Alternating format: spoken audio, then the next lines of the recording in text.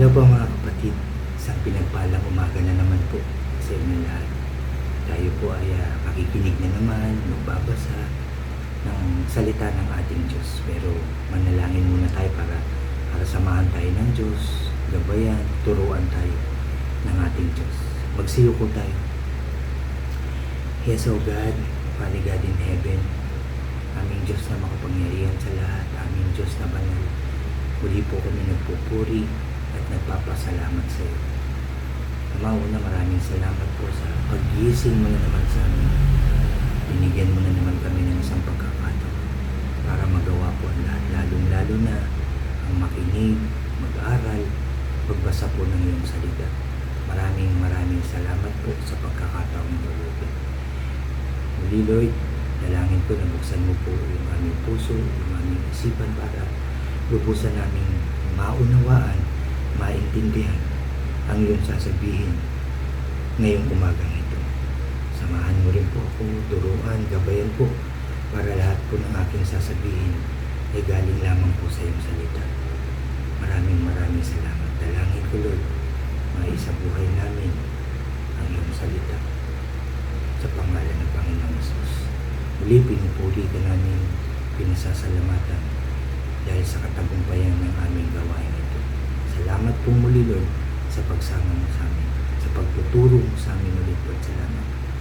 Kaya, Lord, pinupuri ka namin, pinasasalamatan, sinasamba ka namin sa matamis at makapangyarihan pangalan ng aming Panginoong Jesus at sa pakikipisan ng banal na Espiritu.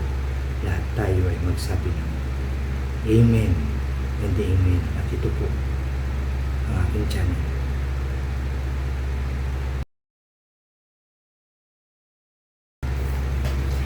Hello po ulit mga kapatid. Ulitin ko lang isang pinagpalang umaga po sa inyong lahat mga kapatid. Bago ko umpisaan yung aking sharing ngayong umagang ito, nanyayahan ko lang yung mga bago dyan sa aking channel. Huwag niyo pong kalimutan na mag-subscribe. Pakilike and share niyo po ang aking mga videos at pakiclick din po ang notification bell para lagi po kayong updated sa mga bago at iba ko pang i-upload. Salamat po. Salamat mga kapatid. Salamat. Mga kapatid, ang aking share ay dito po sa Leviticus o Levitico chapter 19 at patungkol ito sa mga tuntunin tungkol sa kabanalan at katarungan. Napakaraming sinabi dito ng Diyos, napakaraming pinag-uutos dito ng Diyos sa mga Israelita at syempre hanggang ngayon ito ay inuutos sa atin ng Diyos. Marami kayong mababasa sa chapter 19, pero dito po ako dinala ng aking devotion dito sa verse 17 hanggang verse 18. So kung may Bible po kayo dyan, tingnan nyo po ito. Levitico chapter 19 verse 17 hanggang 18 po ang aking i-share sa inyo. Ito po ang sabi. Huwag kayong, pasensya na po sa inyo. Ulitin ko lang, verse 17, huwag kayong magtatanim ng galit sa iyong kapwa. Sa halip, makipagkasundo ka sa kanya. Sa gayon, hindi ka magkakasala dahil sa kanya. Ulitin natin para malinaw po. Verse 17, huwag kayong magtatanim ng galit sa inyong kapwa. Sa halip, makipagkasundo ka sa kanya. Sa gayon, hindi ka magkakasala dahil sa kanya.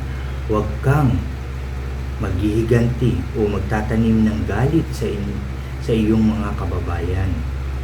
Ibigin mo ang iyong kapwa gaya ng pag-ibig mo sa iyong sarili. Ako, si Yahweh.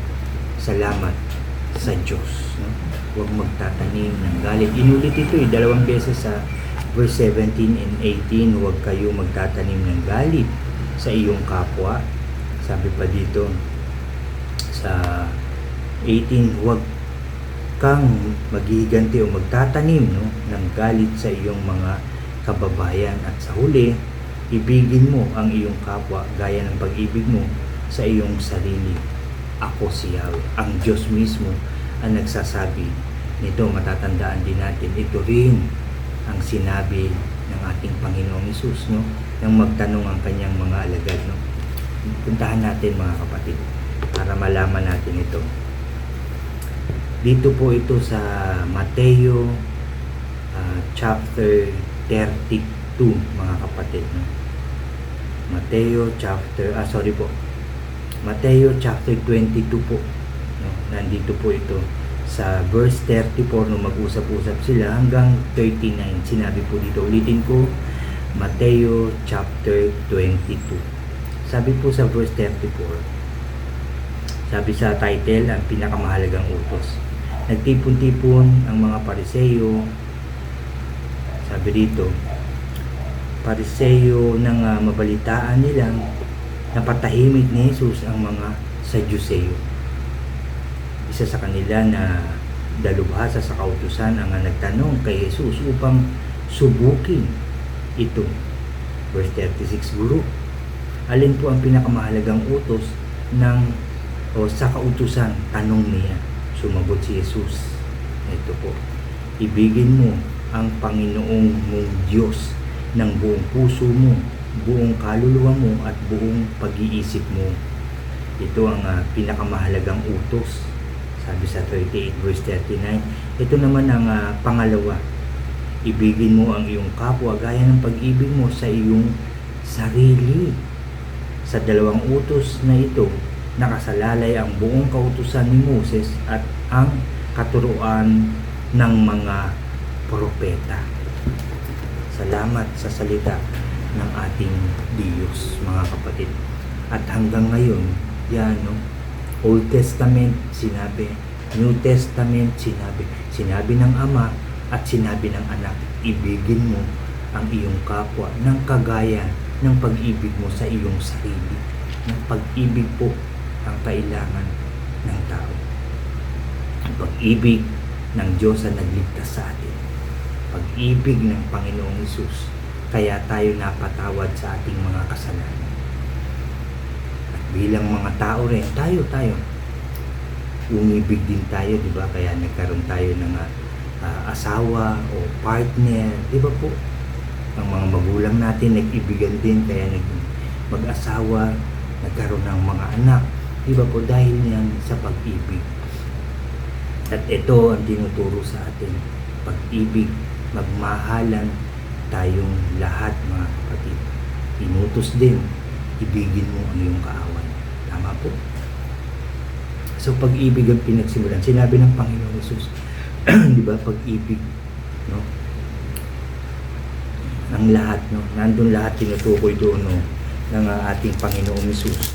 Doon sa Mateo nga na aking binasa kanina, na yung pag-ibig talaga, parang yun yung pinakabuod ng kautusan ni Moses, no? Nandun lahat po, yung mga pahayag ng mga propeta, pag-ibig, susunod sa Diyos, di ba?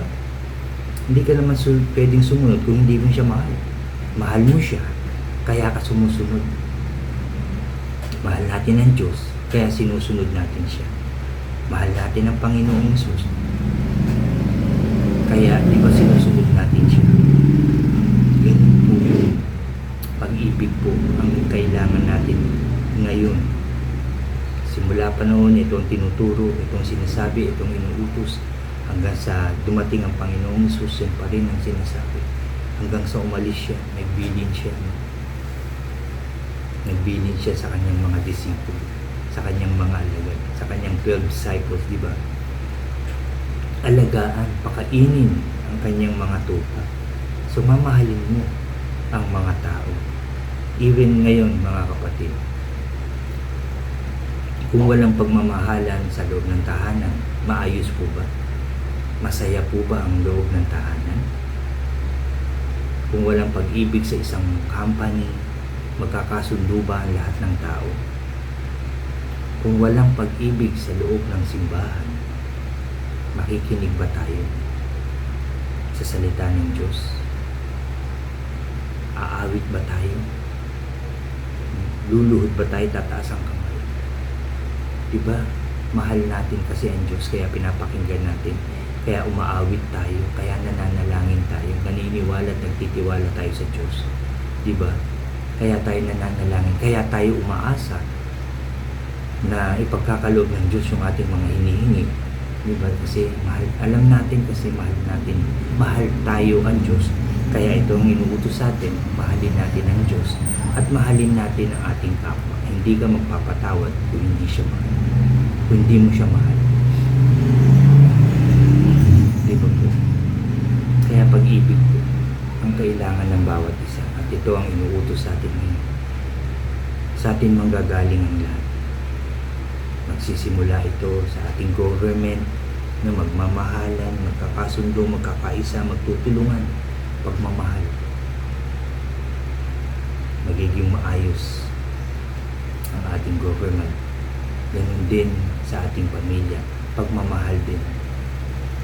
Pagpapatawad, pagpapakumbaba, pagmamahalan ang dapat meron sa loob ng ating tahanan. Even kahit lalabas ka, dala mo dapat yung pag-ibig na yun. Na yung pag-ibig sa atin ng Diyos, dala-dala mo. At ito rin ay ipapakita mo, ibabahagi mo sa ating kapwa. Mahal ako ng Diyos, kaya mamahalin din natin ang ating kapwa. Ano man yung mga nagawa nila, magpapatawad tayo. Kung ano man yung, kung meron man taong nakapagsalita ng hindi maganda sa atin, nakapanakit sa atin, magpapatawad tayo. Di ba po? Kaya dito, balikan natin yung Levitico chapter 19. Ano po? Huwag kayong magtatanim ng galit sa inyong kapwa. Sa halip, makipagkasundo ka sa kanya. Sa gayon, hindi ka magkakasala dahil sa kanya. Kasi pag nagtanim ka ng galit dun sa isang tao, kung ano-ano yung maiisip mo.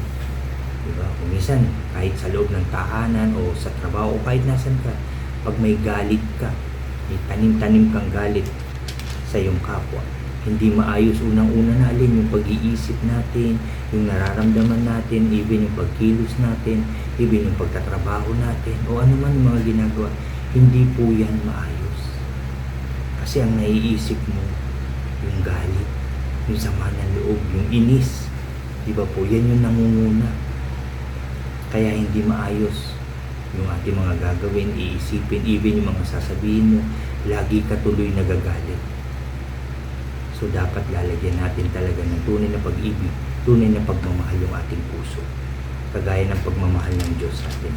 At sabi pa rito, inuutos ko mga kapatid, huwag kayong magtatanim ng galit sa inyong kapwa. At verse 18, huwag kang maghihiganti o magtatanim ng galit sa iyong mga kababayan. Ibigin mo ang iyong kapwa gaya ng pag-ibig mo sa iyong sarili. Ako si Yahweh, ang Diyos mismo. Ulitin ko lang, yun nga, kapag may galit tayo sa puso, hindi nawawala, no? Nagagalit ka, naiinis ka, pati yung tampo, nandyan ang lahat yan.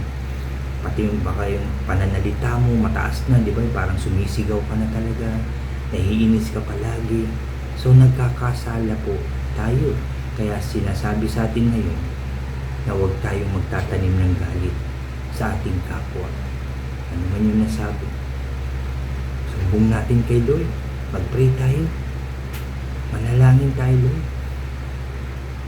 Nagalit siya o inaaway po ako, Lord. Turuan mo ako magpatawad. Ayoko po magtanim ng galit kasi yan po ang iyong inuutos. Tanggalin mo po yung galit, yung inis sa aking puso, sa aking pagkatao, Lord, para maging maayos ang buhay. Diba? Ulitin ko lang kasi pag galit ka nga, hindi maayos talaga mga kapatid. Nagkakasala talaga tayo. Diba? Makakapagsalita ka ng hindi maganda, makakasigaw ka, makakagawa ka ng hindi maganda, diba? Galit minsan. Kaya nagiging magulo ang buhay ng tao. Kaya ito ang inuutos sa atin, hindi natin ito dapat inilalagay sa ating puso. Dapat pag nagalit ka, hihingi na kagad ng tawad sa Diyos, alisin na kagad ito. Yan ang tinuturo sa atin. Inulit pa nga sa verse 18, di ba mga kapatid? Magmahalan, ibigin mo ang iyong kapwa. Sabi rito, huwag kang maghihiganti o magtatanim ng galit sa iyong kababayan. Ibigin mo ang iyong kapwa gaya ng pag-ibig mo sa iyong sarili mo. Nagalit ka, hindi ka mag-iisip ng Sa susunod, gagawin ko yan sa'yo. Hindi po tayo gaganti. Diba? Yan po ang tinuturo sa atin ng ating Diyos. Hindi ka gaganti. Ni sa isip, hindi tayo gaganti. Hindi tayo maghihiganti. Yan ang tinuturo sa atin ng ating Diyos. Point, mga kapatid, pagmamahalan talaga para maging maayos ang lahat. At pag marunong talaga tayo magpatawad, magpakumbaba at magmahal, maayos. Unang-una na yung pag-iisip natin, yung puso natin, maiba yung pakiramdam pagka wala kang galit sa puso. Pag masaya ka lang, di ba? Maayos, even yung pakiramdam mo, maayos, parang malakas ka palagi, masigla, masaya.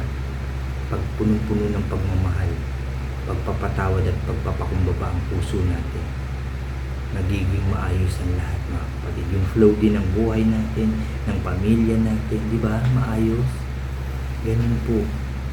Yun po ang tinuturo at inuutos sa atin ng ating Diyos ngayong umagang ito, mga kapatid. Hindi lang sa akin, kundi sa inyo. At hindi lang sa inyo, kundi sa akin at sa ating lahat, mga kapatid. Yan po ang inuutos ng Diyos natin. At yan din ang inuutos ng Panginoong Hesus sa ating lahat. Sinabi niya yan, no? Una, ang ibigin ng Diyos ng buong puso, kaluluwa, buong lakas. Pangalawang pinakamahalaga, ibigin mo ang iyong kapwa kagaya ng pag-ibig mo sa iyong sarili. Mahal natin sarili natin, pinaayos natin, di ba? Pinalalakas natin ito. Ganun din dapat sa ating kapwa. Mahalin din natin ang ating kapwa. Yan ang tinuturo sa atin. Ulitin ko lang, dahil mahal tayo ng Diyos, magmahalan tayo. Mahal tayo ng Panginoong Hesus. Mahalin natin ang isa't isa. Yan po yung aking sharing ngayong umagang ito, mga kapatid. Ang ibigin mo ang iyong kapwa. Napakaganda nito, mga kapatid. Ito lagi ang iisipin natin. Alalahanin, ipakita sa ating mga mahal sa buhay, ipakita sa ating kapwa ang pag-ibig sa bawat isa. Alalahanin natin kung anong ginawa ng Diyos noon at alalahanin natin kung anong ginawa ng Panginoong Hesus para maligtas ka, ako at tayong lahat, mga kapatid. Pag-ibig po yun dahil mahal niya tayo. Mahal na mahal tayo ng ating Diyos. Salamat sa salita ng ating Diyos na ating napakinggan na naman, napag-aralan, nabasa ngayong umagang ito. Ipagpapasalamat natin ito sa Diyos, ang narinig natin. Kayo rin, magpasalamat kayo sa Diyos. Sabihin niyo kung ano yung gusto niyong sabihin sa Diyos. Nakikinig siya ngayong umagang ito. Magsiyo po tayo. Yes, O God. Hallelujah. Yes. Aming Ama sa langit, aming Diyos na makapangyarihan sa lahat, aming Diyos na banal, muli po kami nagpapasalamat dahil sa iyong mga salita na aming napakinggan, nabasa ngayong umagang ito. Dalangin ko ang bawat isa na wala ng galit sa puso, kundi ang nakatanim ay ang pag-ibig mo sa amin. Sa pangalan ng Panginoong Hesus, turuan mo po kaming magpatawad, magpakumbaba at magmahal sa aming kapwa kahit na nakasakit siya sa amin, kahit na may nasabi siyang hindi maganda, kahit may nagawa siyang hindi maganda sa amin. Turuan mo po kaming magpatawad at magpakumbaba. Mahalin pa rin namin siya dahil ito po ang inuutos sa amin, Lord. Salamat po, Lord. Salamat.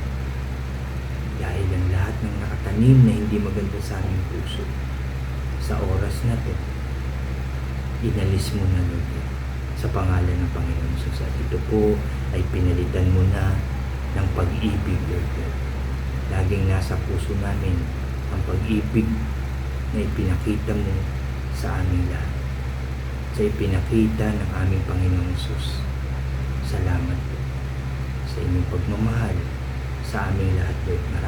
Maraming salamat po.